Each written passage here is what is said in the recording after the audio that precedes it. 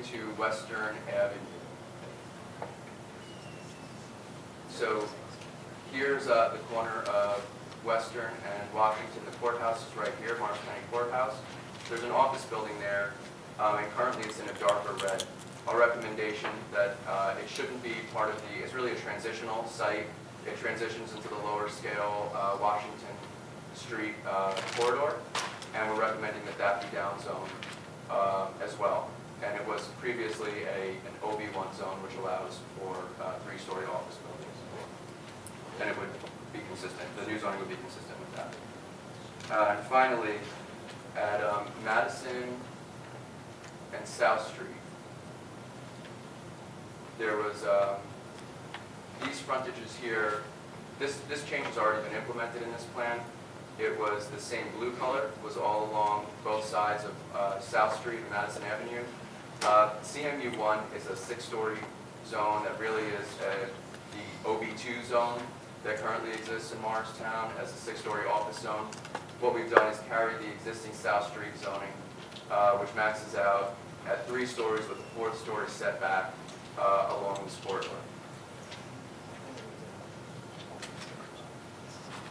Yeah, and you know, one thing that's not a correction, but I'll take the opportunity to clarify now, since I know there's been some confusion. Some documents were distributed to the governing body, the town council, at our last meeting, that this zone here, this is the hospital that I'm circling with, that has CMU1 written on it. This is Madison Avenue, Route 287. It's been suggested that the hospital zone has been expanded to both sides of Madison Avenue. That is really not the case. As I had mentioned earlier, this is a form plan. It's meant to govern architecture and the form of buildings and the way that those buildings meet the street. The hospital office buildings are, you know, the intent is that they should have similar character on both sides of Madison Avenue. The hospital zone right now is currently in the H zone. That H zone has a number of specific controls unique to a hospital campus.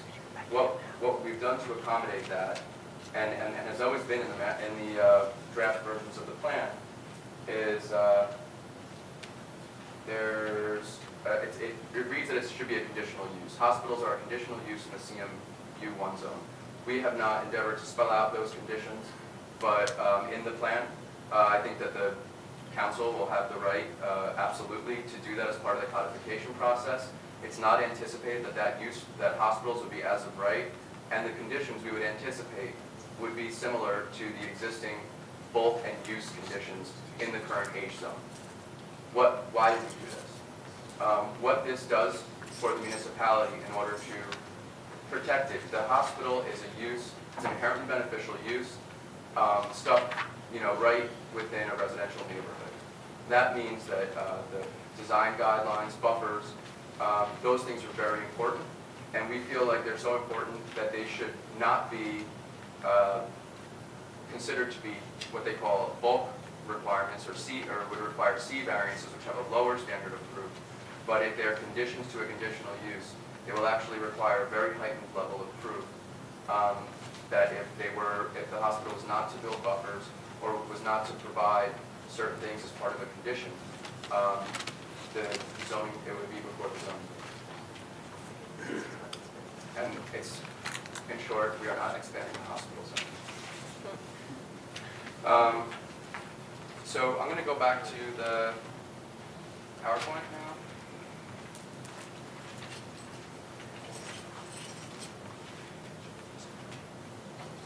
And there's just, you know, in conclusion, the next steps would be the plan adoption.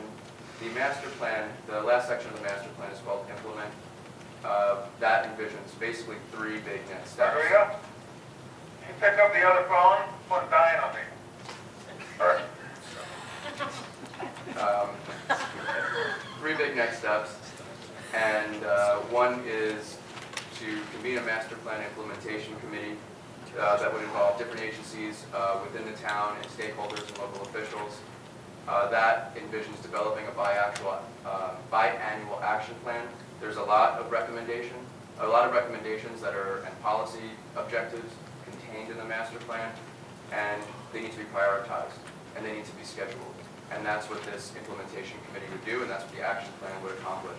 And finally, as part of that action plan, one of the first steps we envision is a form-based codification process consistent with best practices, and that actually goes and takes that very, very detailed look, which will have legal effect, using the master plan as a framework.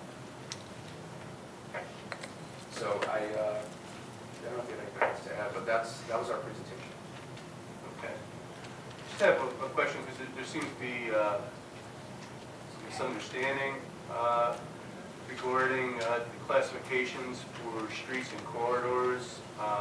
Certain classification, it's my understanding, the way the master plan is written, it doesn't necessarily mean that by a classification that it becomes a highway or what have you.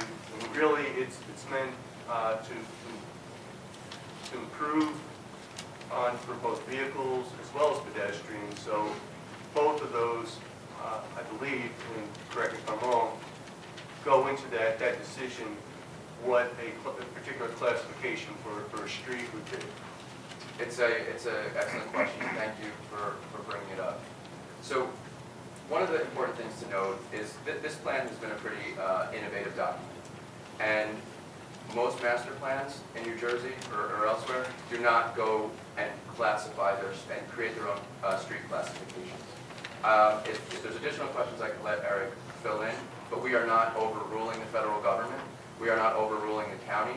These are special street classifications that we have created as part of this master plan, and really they aim to serve two purposes. One is to determine the types of land uses that would be appropriate along those streets based on the street classification. That's what really is the heart of the mobility and community forum methodology. And the other is, how is this street being used? Is this a multimodal street? Are there a lot of pedestrians on this street? Do we need to make accommodations when the town engineer is repaving this road, or we're looking at where the curb lines should be? Should there be sidewalks? Should there be bike lanes? And different road classifications come with different designs. So Franklin Street, for example, is one that's come up. And what we came to realize as part of our outreach effort was that a lot of people were walking from the train station down Ford Avenue, down Franklin Street, and up over 287 to the hospital. They did not consider this always a safe pedestrian environment, and there are a lot of gaps in making it a pedestrian-friendly network. Saying that this is,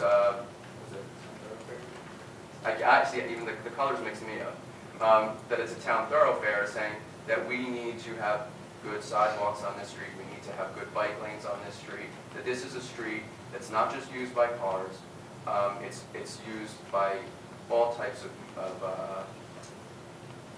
people, equally. Maybe not equally. All types of mobility use. So, but thank you, Mr. Chairman. Before we open it to the public, any member of the board with any questions?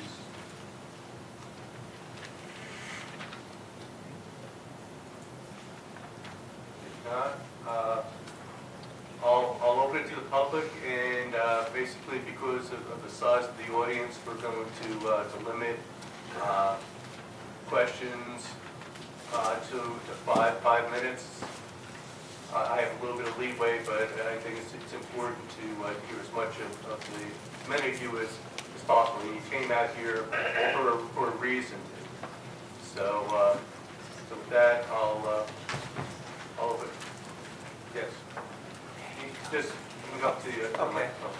Yeah, it's kind of awesome. It's only questions